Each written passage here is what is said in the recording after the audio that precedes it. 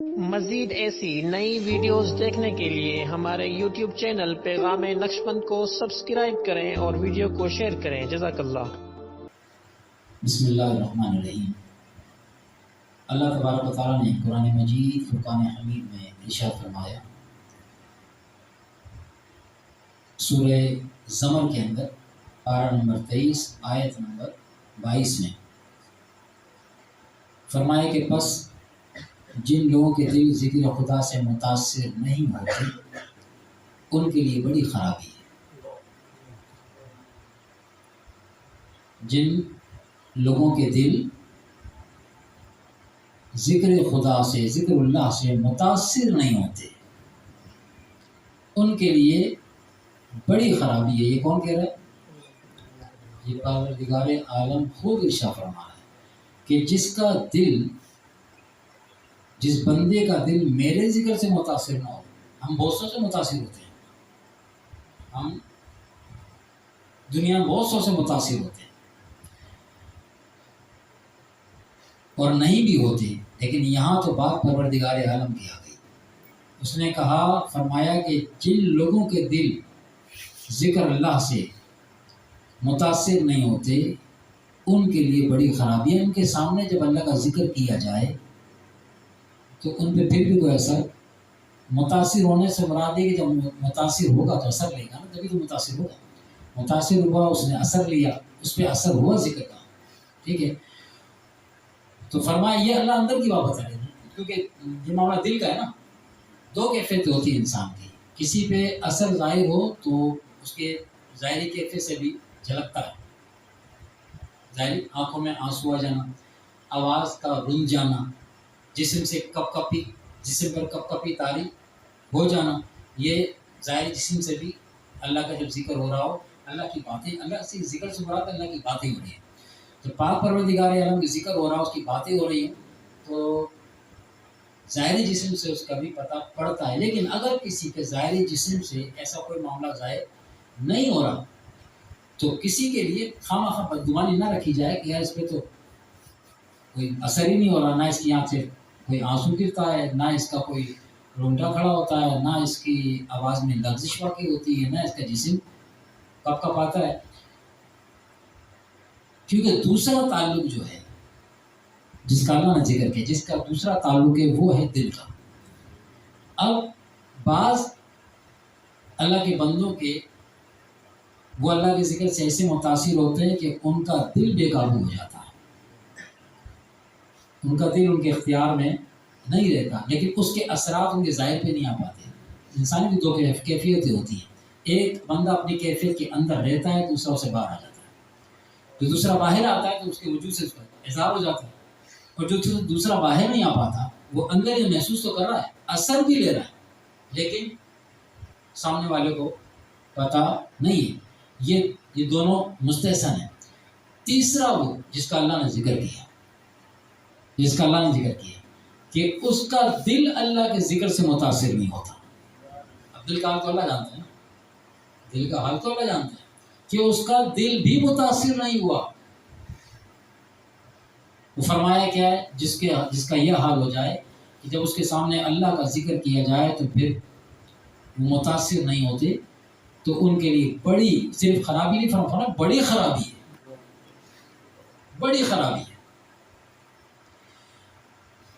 اس سے متعلق قاضی ثناء اللہ پانی پتی نقشبندی مجددی رحمۃ اللہ علیہ اپنی تفسیر میں فرماتے ہیں کہ کچھ گمراہ لوگ ایسے بھی ہوتے ہیں کہ جب اللہ کا ذکر ان کے سامنے کیا جاتا ہے یا اللہ کی آیات کی تلاوت کی جاتی ہے تو ان کے دلوں کی سختی اور بڑھ جاتی ہے،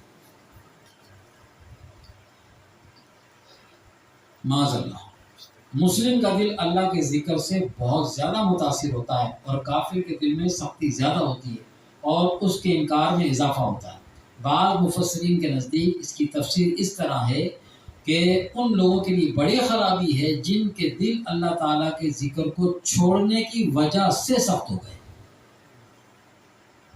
اب یہ بات کافروں کی نہیں ہو رہی، یہ مسلم کی بات ہو رہی ہے، کیونکہ وہ جو کرنے والا وہ تو مسلمان تھا۔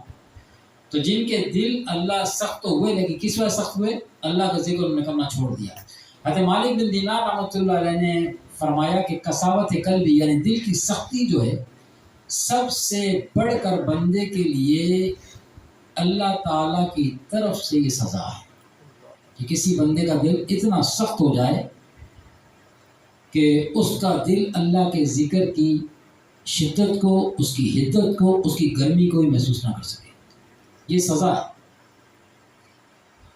حضرت شیخ قطب الدین دمشقی اس آیت کے تحت فرماتے ہیں کہ پس خرابی ہے ان سنگ دل لوگوں کے لیے جن کے دل سخت اور زنگ گرفتہ ہیں اللہ کے ذکر کی طرف سے غفلت کے سبب۔ اللہ تعالیٰ نے اس آیت میں دل کو قسوہ یعنی سختی سے کی صفت سے ذکر فرمایا ہے، اور سختی پتھر کی صفت ہے، جیسا کہ پتھر سخت ہوتا ہے، چٹان ہوتی ہے۔ فرمایا قرآن مجید میں کہ تمہارے دل سخت ہو گئے پتھر کی طرح، بلکہ پتھر سے بھی زیادہ سخت، اور ظاہر ہے کہ سخت پتھر سخت چوٹ کے بغیر نہیں ٹوٹا کرتا۔ پتھر جتنا آپ جب کبھی کہیں زمین کھود رہے ہوتے ہیں نا، کہیں مکان بنانے کے لیے آپ قبرستان جاتے ہیں، کہ قبر کھودتے ہیں، جن ساتھی کو قبریں کھودی ہیں کا اتفاق ہوا ہو تو بعد بعد نیچے بڑی چٹان آ جاتی ہے، بڑے سخت، شروع میں بڑے نرم پتھر نکل رہے ہوتے ہیں بڑے آسانی سے، تو اس پہ معمولی سی طاقت لگ رہی ہوتی ہے، لیکن جب وہ چٹان آ جائے نا، سخت قسم کی چٹان آ جائے تو اس پہ پھر وہ معمولی نہیں ہوتا، بلکہ پھر اس کے لیے پھر ویسی ضربیں لگانی پڑتی ہیں، سخت ضربیں لگانی پڑتی ہیں۔ تو فرمایا کہ پھر سخت پتھر کے لیے جب دل پتھر سے بھی زیادہ سخت ہو گیا، دل پتھر یعنی چٹان سے بھی زیادہ سخت، اب دل تو نرم ہے نا، دل تو گوشت کا ہے، لیکن اللہ کہہ رہا ہے کہ پتھر سے بھی زیادہ سخت ہو جاتا ہے، اور اب اتنے سخت پتھر کو توڑنے کے لیے پھر کیا کیا جائے، کس چیز سے توڑا جائے، اس کے توڑے بغیر کام نہیں بننے والا، یہ ٹوٹے گا تو کام بنے گا۔ تو فرمایا کہ سخت جو پتھر جتنا سخت ہوتا ہے اتنی چوٹ بھی اس کے لیے پاور والی چاہیے۔ فرمایا اسی لیے دل پر ذکر پوری قوت و طاقت کے ساتھ کرنا چاہیے تاکہ وہ سختی، وہ جو پتھر سے بھی زیادہ سختی ہے، فرمایا وہ نرمی میں تبدیل ہو جائے اور شیطان سے وہ قلب نجات پا جائے، کیونکہ اللہ کا فرمان ہے کہ جو شخص اللہ تعالیٰ کے ذکر سے منہ موڑتا ہے تو ہم اس پر ایک شیطان مسلط کر دیتے ہیں۔ ہم تو اس طرف سے یعنی کہ بالکل بے بہرے ہیں اور اس طرف ہماری توجہ نہیں ہے، کیونکہ قرآن ترجمے سے ہم پڑھتے نہیں ہیں۔ اب اللہ تو یہ فرما رہا ہے کہ جو ہمارے ذکر سے منہ پھیرے، ہمارے ذکر سے روگردانی کرے، توجہ نہ دے، اس کا مطلب کیا ہوتا ہے، ذکر کی طرف وہ توجہ نہیں دے رہا، جان بوجھ کے توجہ نہیں دے رہا، اسے اللہ کے ذکر کی طرف بلایا جاتا ہے اور وہ اللہ کے غیر کی طرف آ جاتا ہے، فالتو کاموں کی طرف نکل جاتا ہے، مگر اللہ کی طرف، اللہ کے ذکر کی طرف وہ نہیں، جان بوجھ کے جو ایسا کرتا ہے۔ تو فرمایا کہ وہ جو جس نے ہمارے ذکر سے جان بوجھ کر کے منہ موڑا ہے، وہ چھوڑ کے جو گیا، اس کی سزا پتہ ہے کیا ہے؟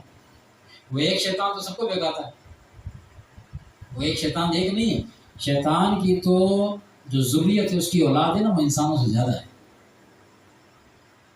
تو اللہ فرماتا ہے کہ پھر وہ جو ہمارے ذکر سے منہ موڑتا ہے نا، اس طرف توجہ نہیں کرتا، پھر ہم ان شیطانوں میں سے ایک شیطان اس پہ مسلط کر دیتے ہیں، وہ شیطان کو اس کا ساتھی بنائے تھے۔ اب وہ گھوم رہا ہوتا ہے، مجھے ٹائم ہی نہیں ملتا، مجھے یہ اس کے زبان پہ ترانہ آ جاتا ہے، ٹائم ہی نہیں ملتا، ٹائم باقی سارے کاموں کے ٹائم ملتا ہے، مگر اللہ کے لیے ٹائم کیوں نہیں مل رہا؟ اب وہ جو ساتھی جو بن گیا نا شیطان، تو اس نے زبان سے یہی نکلوانا ہے، اس نے دل میں اور غفلت ڈالنی ہے۔ اب یہ کیا ہے؟ یہ اکثر میں سزا ہے اس بات کی کہ تجھے ذکر اللہ کی طرف بلایا گیا اور تو بہانے بازی کر کے نکل گیا، جان بوجھ کر کے گیا، مجبوری تھی ایک الگ بات ہے، لیکن تو جان بوجھ کر کے نکلا، تو نے روگردانی کی، ہمارے ذکر سے منہ موڑا ہے، ہمارے ذکر سے، تو اس کی سزا یہ ہے کہ ہم پھر اس پر ایک شیطان مسلط کر دیتے ہیں جو اس کے ساتھ رہتا ہے۔ اور حضور علیہ الصلوۃ والسلام فرمایا کہ شیطان انسان کے قلب کے اوپر، انسان کے قلب کے اوپر یعنی انسان کے دل کے اوپر وہ زانو بچھائے بیٹھا رہتا ہے، جس طرح بیٹھے اس طرح زانو بچھائے بیٹھا رہتا ہے. جب بندہ اللہ کا ذکر کرتا ہے تو وہ ذکر کی طرف لوٹتا ہے نا, تو فرمایا پھر وہ شیطان اللہ کے ذکر کے خوف کے باعث بھاگتا ہے. اور جیسے ہی ایک بندہ غافل ہوتا ہے تو اس کے قلب کو منہ میں دبا کر وسوسے, خطرات اور فاسد امیدوں میں مبتلا کرتا ہے, یعنی دل میں برے خیالات اور ارادے پیدا کرنا شروع کر دیتا ہے. اب اگر ہم ذکر کرتے ہیں تو شیطان بھاگتا ہے. اگر ہم ذکر کریں, اللہ کو یاد کریں, تو اللہ کا دشمن بھاگے گا. اور اگر ہم اللہ کے ذکر سے روگردانی کریں تو شیطان ہمارے قریب آ جائے گا. اب ایمان سے بتائیں پھر ہمیں کیسا ہونا چاہیے, کیسے رہنا چاہیے, کون سی زندگی گزارنی چاہیے, کون سا طرز زندگی اختیار کرنا چاہیے. وہ والا جس سے شیطان بھاگے اور رب قریب آئے, یا ہم رب کے قریب ہو, یا وہ والا کہ جس سے ہم رب سے دور ہو جائیں اور شیطان ہم سے قریب ہو جائے. کوئی بھی صاحب ایمان یہ نہیں چاہے کہ شیطان اس کا ساتھی بن جائے. آگے اللہ نے ارشاد فرمایا سورہ زمر ہی میں 12 نمبر 23 میں فرمایا کہ ان مومنوں کے بدن کانپ جاتے ہیں جو اپنے رب سے ڈرتے ہیں, پھر ان کی جلدیں یعنی کھال اور دل نرم ہو کر اللہ کے ذکر کی طرف متوجہ ہو جاتے ہیں. اب اللہ تعالیٰ کو صرف دل کی بات نہیں کر رہا, اب یہاں اپنے مومنین کی شان بیان کر رہا ہے جو ذکر کی طرف آتے ہیں. فرمایا ان کا حال کیا ہوتا ہے کہ اللہ کے ہمارے ذکر سے, اللہ کے ذکر سے ان کے بدن کانپنے لگتے ہیں. کیوں؟ ذکر سے مراد کیا ہے؟ ذکر تو اللہ کر رہے ہیں لیکن خوف کے ساتھ کر رہے ہیں. ذکر تو کر رہے ہیں لیکن خوف الہی اندر موجود ہے, اس خوف کے ساتھ کر رہے ہیں تو بدن ان کے کانپ جاتے ہیں. کیوں؟ کہ وہ اپنے رب سے ڈرنے والے ہیں. پھر فرمایا ان کی کھالیں, ان کی جلدیں, ان کی کھال اور دل یہ نرم ہو کر اللہ کے ذکر کی طرف متوجہ ہو جاتے ہیں, یعنی اور خوشی و خضوع کے ساتھ اللہ کا ذکر کرتے ہیں. حضرت علامہ قاضی ثناء اللہ پانی پتی رحمۃ اللہ علیہ اس کی تفسیر میں لکھتے ہیں کہ ان لوگوں کے رونگٹے کھڑے ہو جاتے ہیں جو اپنے رب سے ڈرتے ہیں, پھر ان کے بدن اور دل نرم ہو کر اللہ تعالیٰ کے ذکر کی طرف متوجہ ہو جاتے ہیں. حضرت عباس رضی اللہ عنہ فرماتے ہیں کہ حضور علیہ السلام نے فرمایا کہ جب اللہ تعالیٰ کے خوف سے بندے کے رونگٹے کھڑے ہو جاتے ہیں تو اس کے گناہ اس طرح جھڑتے ہیں جس طرح درخت سے خشک پتے جھڑ جاتے ہیں. دوسری روایت میں فرمایا کہ جب اللہ کے خوف سے بندے کے بدن کے رونگٹے کھڑے ہو جاتے ہیں تو اللہ تعالیٰ اس کو دوزخ کے لیے حرام کر دیتا ہے. جب اولیاء کرام پر برکات و تجلیات کی بارش بکثرت ہوتی ہے لیکن ولی کا حوصلہ تنگ اور استعداد کمزور ہوتی ہے تو دل تو ولی برداشت نہیں کر سکتا, اس لیے اس پر بے ہوشی کی حالت بھی طاری ہو جاتی ہے. صحابہ کرام کے ظرف ان کے بڑے وسیع ظرف تھے, صحابہ کرام کے, اور صحبت رسول کی برکت سے ان کی قوتیں بڑی اعلیٰ تھیں. اس لیے باوجود برکات کی کثیر کثرت کے, یعنی حضور کی صحبت میں رہتے تھے تو رحمت برستی رہتی تھی. حضور کی صحبت میں جب رہتے تھے تو رحمت برستی رہتی تھی, لیکن وہ حال سے بحال نہیں ہوتے تھے. چیخیں مارنا شروع کرتے ہیں جب گر جائیں اور لوٹ لگائیں, کیونکہ آقا علیہ الصلوۃ والسلام کی صحبت کے یہ اثرات تھے کہ ان کی جو اپنا قوت تھی وہ بھی بڑی طاقتور ہو گئی تھی. اسی لیے وہ بے ہوش نہیں ہوتے تھے. جبکہ صحابیوں کے علاوہ کی روحانی استعداد یعنی دیگر غیر صحابی کی روحانی استعداد کمزور ہوتی ہے, اس لیے دو جہتوں سے ان پر غشی طاری ہوتی ہے. ایک تو یہ کہ نزول برکات ہی کم ہوتا ہے, اور ان کا ظرف نمبر 2 ان کا ظرف تنگ ہوتا ہے. اس پر انشاءاللہ تبارک و تعالی آئندہ درس میں